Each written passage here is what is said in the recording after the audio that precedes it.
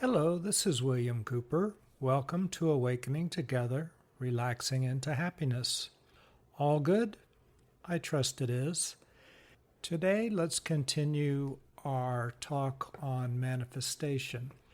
In our last podcast, we talked about manifesting through physical powers, which are simply activated by following your bliss and doing the things that are congruent to following your bliss. They might be physical labor or mental planning or whatever it takes to accomplish your goal.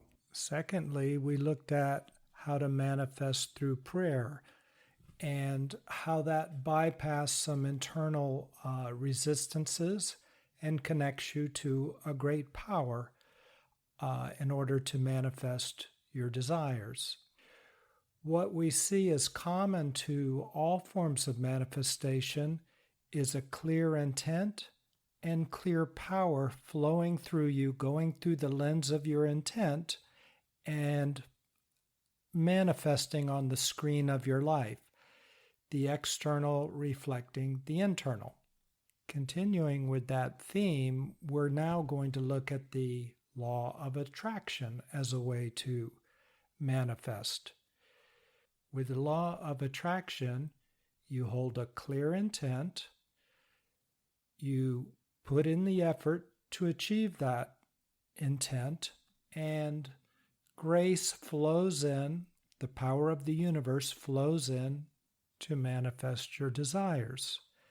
Intent, that's the clear lens, effort, because you're working towards your intent, you're congruent, and that opens up your energy to flow in a laser-like congruent manner. Grace, the universe, supports your efforts. So your efforts might amount to 1%, and the universe power might amount to 99%. So it's actually your intent and effort that mobilizes the universe and has it move in the direction that you would like. That's the law of attraction and creating through it. As we talked about in the last podcast, when you move forward in your manifestation, you'll bump up against internal blocks and internal unclarities, and you will want to resolve those as you move forward in your life so that you can become clearer and therefore more powerful in your manifesting. So manifestation in itself is a process of becoming clearer and therefore more powerful and therefore more effective in creating what it is that you would like to see in your life and in the world. Let me tell you a story. So I was in India and my friend Bhagavan was with me. We were talking. He has millions of followers and I got the opportunity to talk to him for a little while on this particular visit. And after our conversation, he said, I'm going to give you a gift. I'm going to help you manifest whatever it is that you would like to manifest in the world. It can't be awakening or something like that because that's a spiritual manifestation. Instead, what I'm going to bless you with is any kind of thing that you would like in the world. He said, picture in your mind very vividly, like you're watching a video, what it is that you would like, and I'm going to make that happen. Right as he finished that sentence, he started heading towards me and putting his hands on my head. I had no time to figure anything out. I had no warning. I didn't know he was going to do this. I'd never seen him do this before. He just said it, came towards my head, and I had to quickly visualize clearly what it was that I wanted. Frankly, I was a bit panicked. I was stunned. I was in such shock that by the time his hands reached my head, which was just seconds, something involuntarily popped vividly into my head. And it was the picture of a Brazilian actress that I was enamored with. I was at this ashram, and in my group, there were about 350 people from all over the world. And I saw this beautiful woman that had quite a charisma and aura around her. And it turns out that she was a prominent actress in Brazil. I tried to communicate with her, but I was tongue-tied and very shy. And even though I tried, she showed no interest in me. I was just a guy trying to talk to her. And I didn't do it that much because I didn't know what to say. Well, she pops into my mind.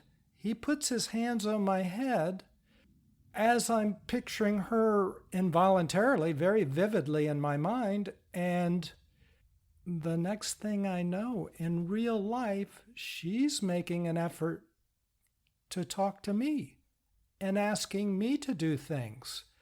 And she invites me to Brazil to live with her. Now, I didn't do anything. This manifested, it was a 180-degree turn. I know it was all orchestrated by Bhagavan. He put her picture in my head. He shined his brilliantly clear power through me, so I had a clear intent and powerful, clear energy going through the lens of that intent, and he showed me manifestation. He showed me how you create in this world. So very quickly, I did end up down in Brazil, Sao Paulo, and I stayed there for a month or so. It didn't work out, but I sure did learn a lot. I learned and began to understand some of the way that these gurus perform the miracles that they do. If you go to my website and read my writing on miracles, www.williamecooper.wordpress.com, you'll see some of the miracles that I've seen directly with my own eyes and experienced. It's very relevant to manifestation. We all can do this. It's our natural ability. The problem is that we've blocked ourselves and we're not used to manifesting in a clear and powerful way, but we can. Actually, we're always manifesting, but as I mentioned in the last podcast, the external reflects the internal.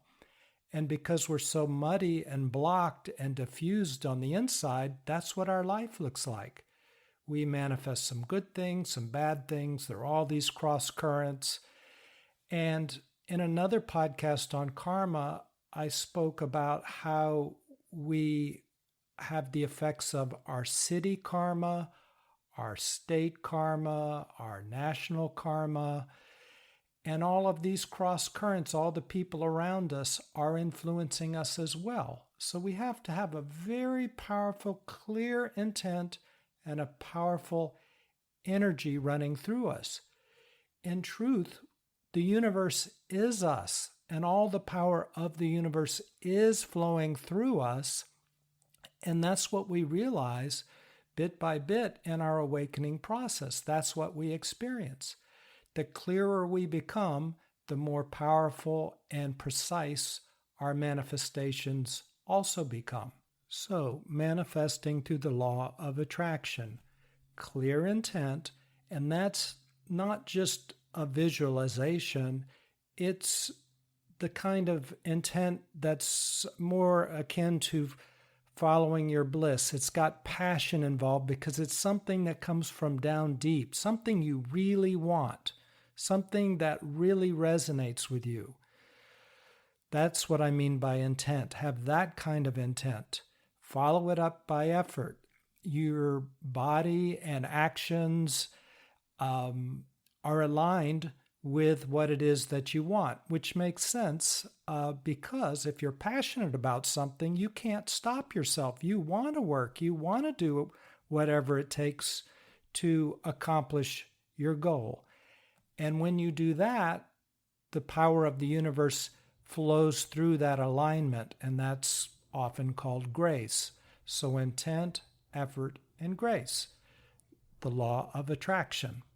What about manifesting through the power of the spoken word. This is often called conscious languaging, or in India, it's also might be called mantras, creating through mantras. This is one of the key ways of creation in India and other parts of the world, where you use mantras or vibrations to manifest things. How does that work? Well, it works in two different ways. If you speak something or have a mantra that has a certain vibration, it will manifest something that has the exact same vibration. So if there's something that you want to create, you would go through a known set of mantras or vibrations that are understood to create the effect that you're looking for. And I suppose there are various practices all over the world, various religions, spiritual practices that have their form of calling something into existence from the unformed. This also has some basis in science. An observer can change the properties of light from a wave to a particle simply because it's observed. The Heisenberg effect is another way of describing that the experimenter or observer affects that which he's looking at or the experiment. Electrons are not in a specific location until an observer looks for them and in a certain place. Then they collapse down into that position. Before that, they're just probability clusters. So the observer affects the observed or creation. Vibrations affect the universe as well. So mantras can create things, and that's one of the ways that gurus and other powerful spiritual people such as shamans create things and do so-called miracles. I say so-called because these are things that all of us can do at any time once we're clear. So that's one way to create through the spoken word. Conscious languaging is related but a little bit different.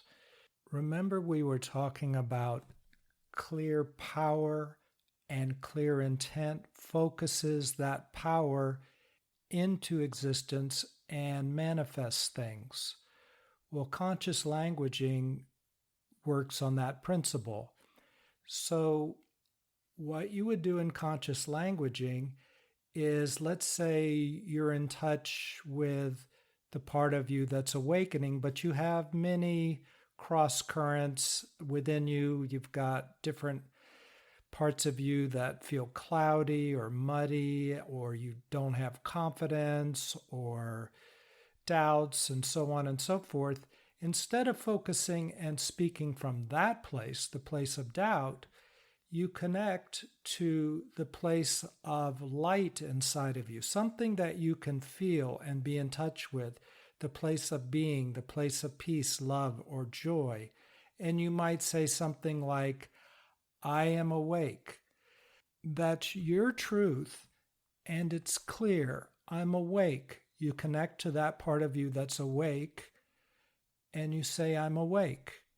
Now, all of you really is awake.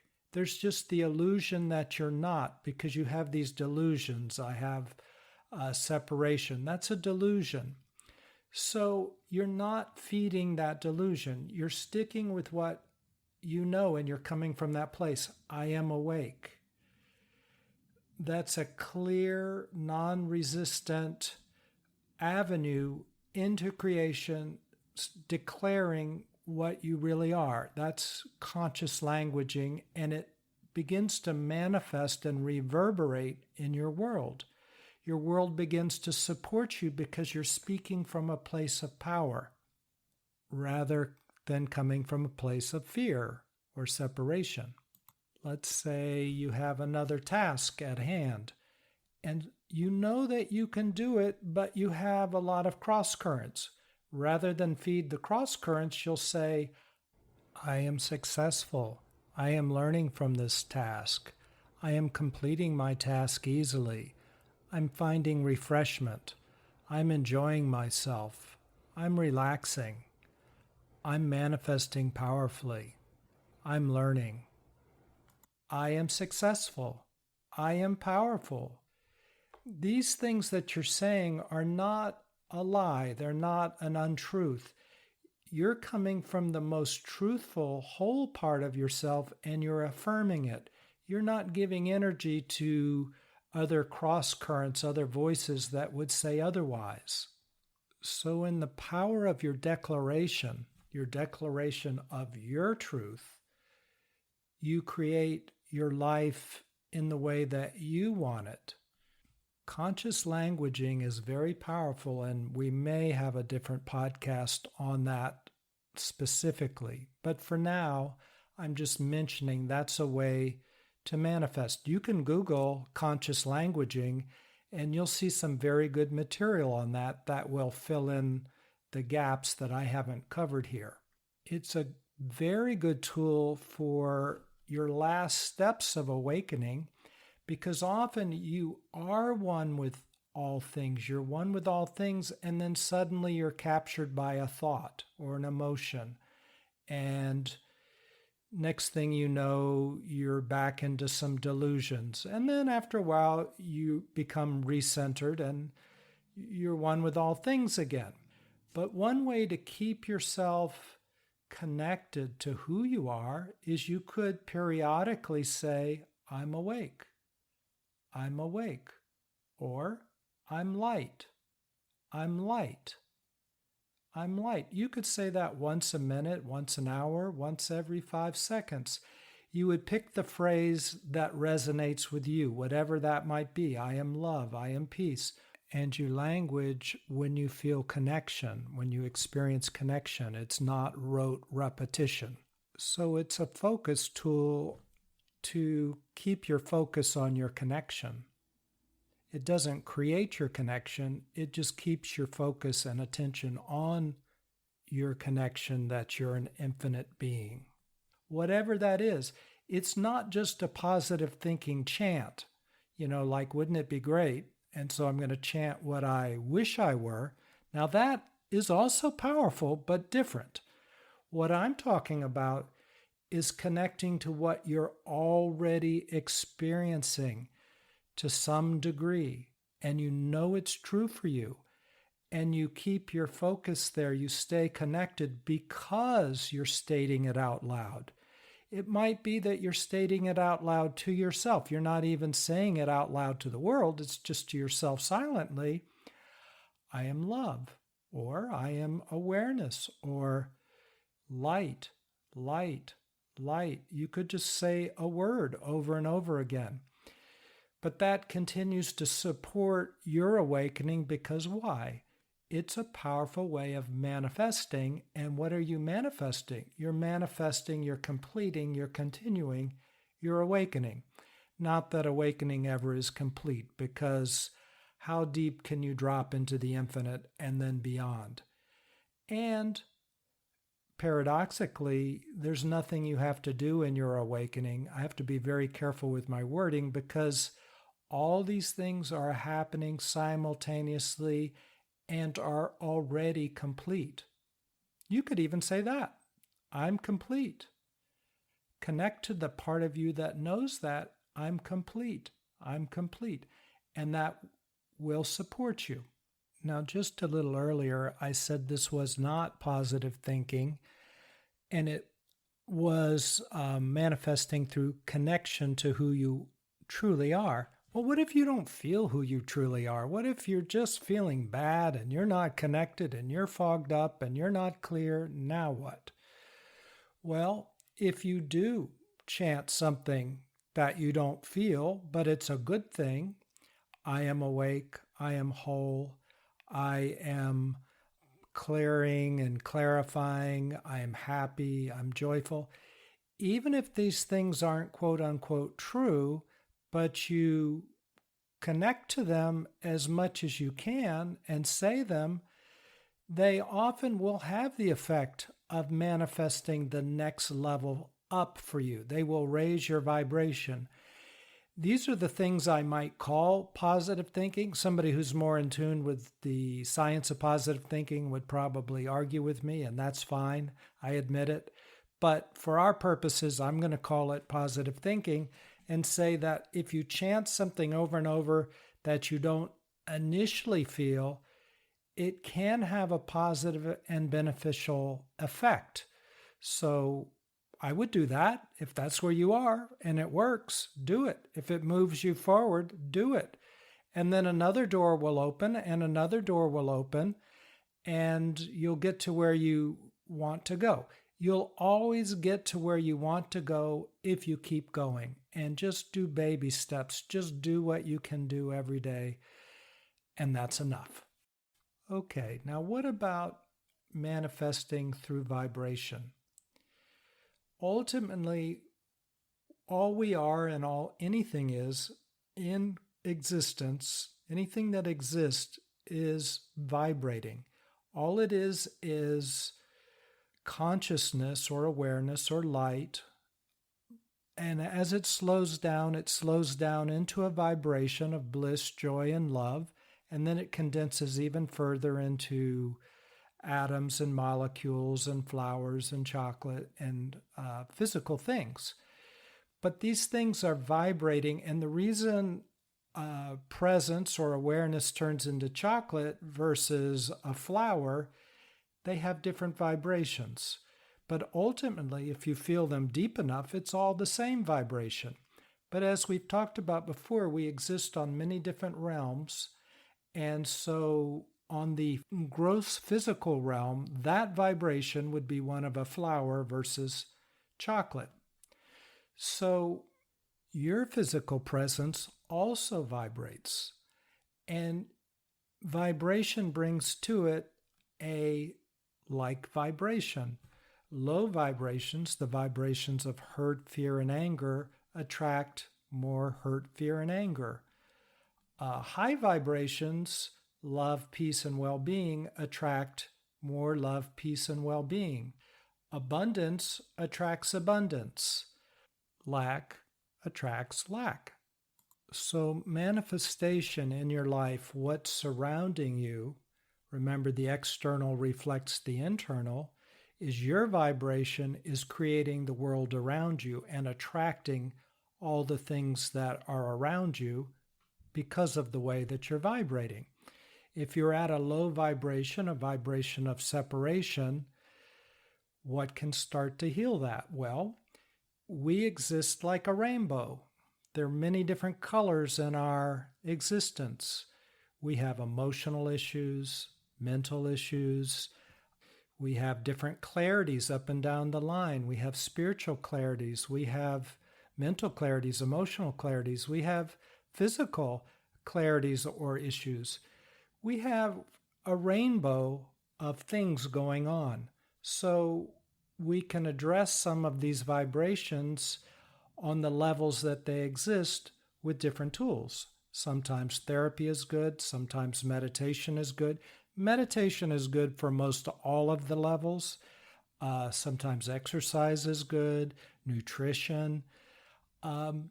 We work with whatever we're called to work with, depending on what it is that we are looking to bring up the vibration.